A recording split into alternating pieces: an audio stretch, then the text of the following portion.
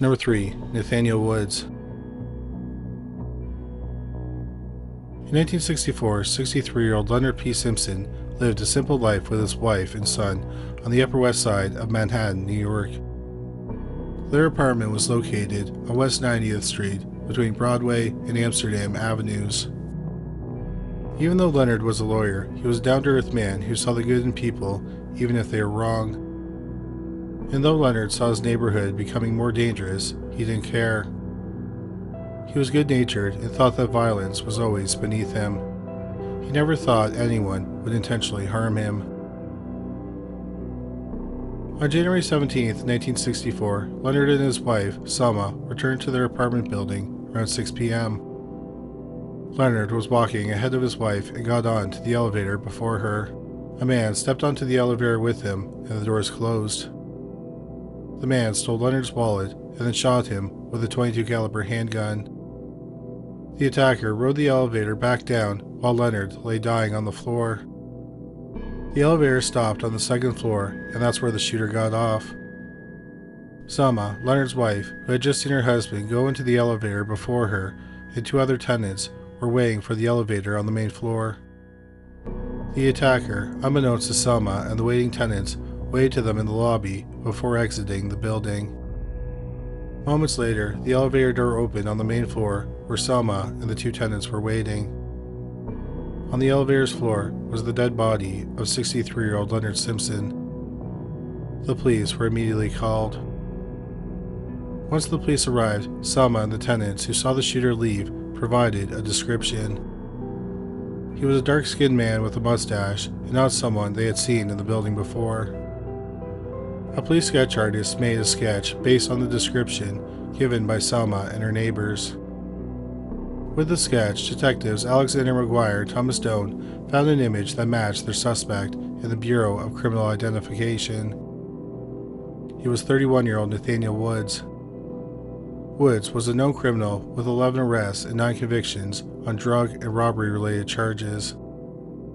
He was known to hang out in a neighborhood not far from where the Simpsons lived. Woods' photo was given to every police officer and detective in the area. But weeks went by and no arrests were made. Almost a month later, in July 1964, Woods entered a subway station at 116th Street around 8 p.m. Two police officers spotted him. After a brief struggle, they arrested Woods and brought him in for questioning. After several hours, Woods admitted to shooting Leonard Simpson. The motive was as simple as it was sad. He needed $6 for a heroin fix. Woods said that he and Leonard wrestled for a few seconds. Leonard bear-hugged him, but he was able to break free and he shot him in the heart. Woods left with Leonard's wallet, which had about $50 in it. Woods told the police he hid the gun in a vacant basement apartment on 116th Street. The police went to the building and retrieved it. In 1965, Nathaniel Woods was convicted of first-degree murder. It's not known what sentence he received. After the murder, the residents of the building chipped in $13.50 a month to have an unarmed guard of the building for their protection. Number 2. Jerome Isaac. Prospect Heights is a neighborhood located in Brooklyn, New York. In 2011, it was the neighborhood where 73-year-old Dolores Gillespie lived. On December 17, 2011, Gillespie returned home from grocery shopping. She got on the elevator to return to her apartment on the 5th floor. Little did she know, but someone was waiting for her. When the elevator doors opened, an assailant, dressed like an exterminator, was standing there. He forced Gillespie into the corner of the elevator as he began to douse her with gasoline. Then, he set her on fire with a barbecue lighter. But he wasn't done yet.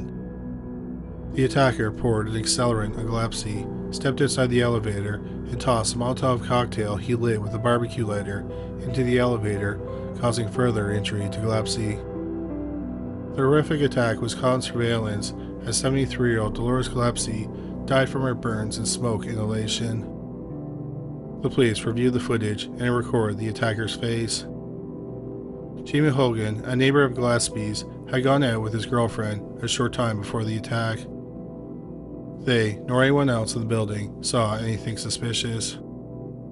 Hogan and his girlfriend only recalled an odd smell in the hallway, as if someone was painting. Ultimately, the police did not have to work too hard to find a suspect. A few hours after the horrific murder, 47-year-old Jerome Isaac showed up at the police department reeking of gasoline. He also had several severe burns on his body. He confessed to murdering Dolores Gillespie. He told the police he had worked for Gillespie for some time, helping her clean her apartment. But during their working relationship, Gillespie had suspected that Isaac had been stealing from her. She fired him and changed the locks. Isaac continued to harass Gillespie for the money she allegedly owed him. When she refused to pay him the outstanding $2,000, he murdered her. After the attack, Isaac told the police that he went to his brother's apartment not too far away and set fire to the front door. There were no injuries in that arson. Isaac said he hid on the roof of his brother's apartment building before turning himself in. Before murdering Gillespie, Isaac didn't have a criminal record. At his November 2012 trial, the judge said that Gillespie's murder was one of the most horrific crimes he had ever seen. 48-year-old Jerome Isaac pleaded guilty to first-degree murder, arson, and torture. In January 2013, Isaac received 50 years for killing Gillespie with no chance of parole. At the time of this video, 59-year-old Jerome Isaac is serving his sentence at the Attica Correctional Facility in Attica, New York. Isaac's earliest possible release date is May 2058, when he'll be 94 years old. Number 1. Daniel St. Hubert. Boulevard Housing Complex is in East New York, New York City. It was home to 6-year-old Prince Joshua Vito, who went by the name PJ, and his best friend, 7-year-old Michaela Capers. June 1st, 2014 was a beautiful spring day. The two best friends were outside enjoying the weather. Around 5:30 p.m., the two friends decided they wanted to get some frozen treats from PJ's apartment. They got on the elevator and a man stepped in behind them. Without warning, the man pulled out a knife and stabbed PJ 11 times and Michaela 13 times. Then the man fled. A resident heard the screams and found the kids bleeding in the elevator. They called 911. Tragically, 6-year-old PJ Vito was pronounced dead at the scene. 7-year-old Michaela Capers was rushed to the hospital. Michaela was in critical condition for several days, but ultimately survived the brutal attack.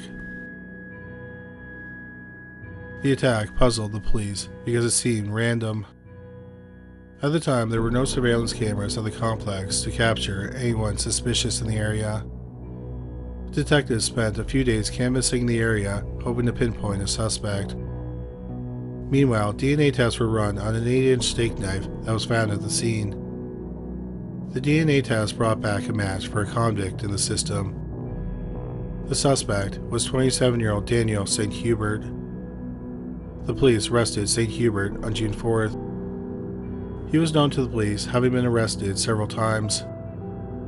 He had just been released from prison 2 weeks earlier after serving a 5-year sentence for nearly strangling his mother to death with an electrical cord. When St. Hubert was publicly identified in the heinous crime, PJ's father, Nicholas, recognized him immediately. St. Hubert was an unhoused man who was often seen around the boulevard houses. St. Hubert had a history of mental health problems alongside his lengthy criminal record.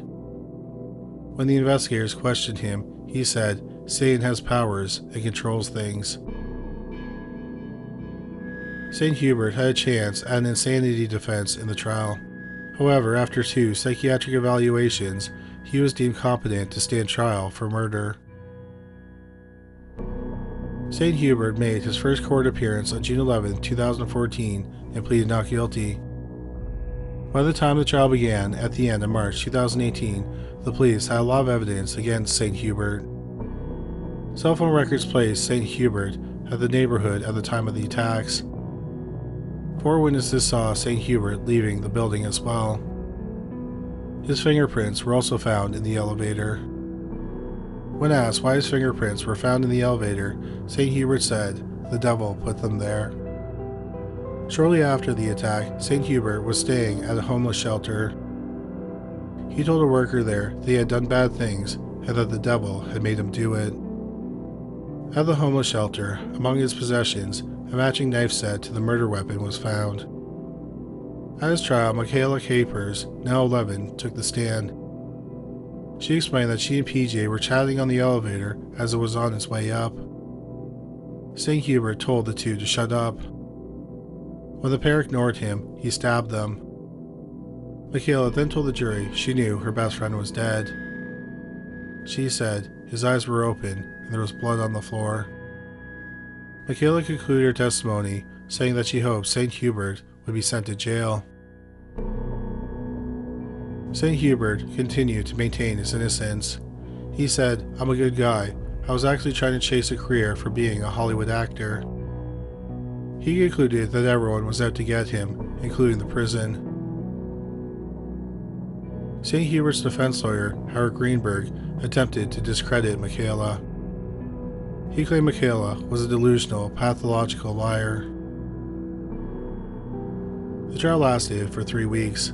Then the jury deliberated for a day, and then they found St. Hubert guilty.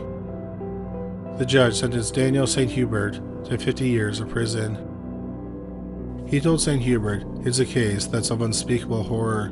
My earnest hope and desire are you never regain your freedom." Michaela and her family applauded the sentencing. Since the murder, surveillance cameras have been installed at the Boulevard housing complex. It's believed that Daniel St. Hubert attacked other people besides PJ and Michaela. On May 30th, 2014, about 48 hours before the elevator stabbing, 18-year-old nursing student Tanya Grant Copeland went to a band practice. She was a drummer in a marching band. Afterward, she went to hang out with friends. As she was walking home, she was attacked on the side of the road and stabbed more than 30 times in the neck, back, and abdomen. She was attacked a few blocks from where PJ and Michaela were attacked. About 48 hours before that murder, on May 28, 2014, a 53-year-old unhoused man, Kyle Moore, was stabbed multiple times on a subway in Chelsea. He was rushed to the hospital and he was in critical condition, but he ultimately survived the assault. Daniel St. Hubert has not been charged in connection with either attack, but he is the prime suspect. The tabloids nicknamed St. Hubert the Brooklyn Ripper. 36-year-old Daniel St. Hubert is currently serving his sentence at the Attica State Prison. He'll be eligible for parole in April 2061 when he'll be 74 years old. Thank you so much for watching today's video. Please don't forget to check out our new channel, Paranormally Listed. There's a link on the screen now, and there's a link in the description box below this video. Well, that's all for today. Thanks again for watching.